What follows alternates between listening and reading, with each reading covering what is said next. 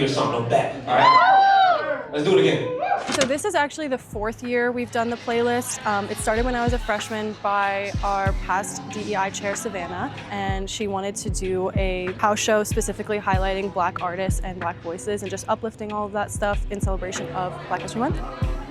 This is so awesome because, the Black History Month show was the first DMBO event that I ever went to. Like, when they threw their first version of this, like back at a house that literally one of my roommates that I live with right now lived in the house they threw it at, and the other one was one of the people that helped put the whole event together. So seeing it go from like that to now, the people who came into our club are like getting in contact with people who have real venues and they're actual artists, getting to be on stage from DePaul is pretty awesome. And thankfully, I don't know if you guys have been to book club before, but it used to be in a tiny little apartment on Broadway. So the fact that they got to move into this huge place and now they have shows like pretty much 7 days a week is so incredible. So DMBO has grown a lot alongside them. This dude named Max invited me to the studio one time, and I was like, yo, damn, this is low-key super accessible and easy. Like, what do you mean? All I gotta do is just write some lyrics and come in there, and then like rap, like that's it. Come in the booth and rap, that's it. And yeah, and I realized it was easy, and then I started doing it myself. Middle school, like really was the first time I got into music. And then I kind of like didn't touch it until I went to high school.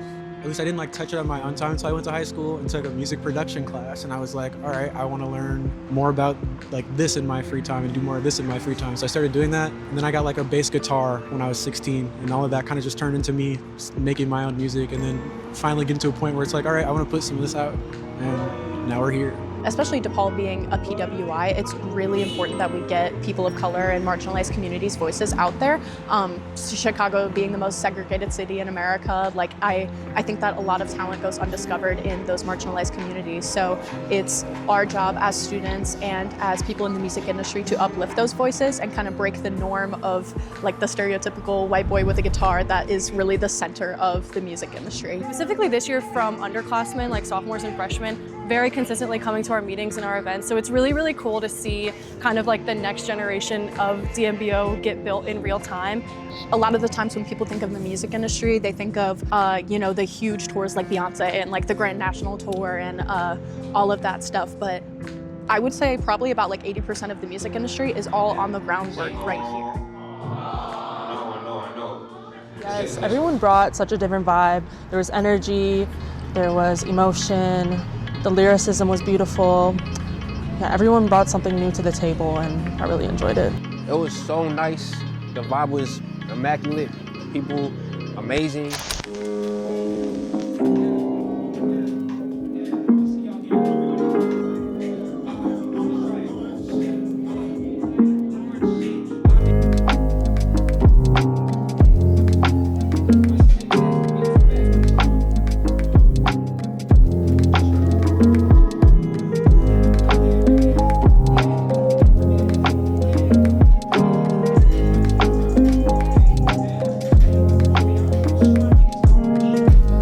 Like this, like just the smallest ounce of human kindness can really go the longest way. I mean, there are people whose families are being ripped apart right now. There are people who don't know when they're gonna get to see certain people in their lives again. So really the best thing that you could do is just like, I don't know, try to be a decent person in all of the interactions that you have going forward and be nice to each other.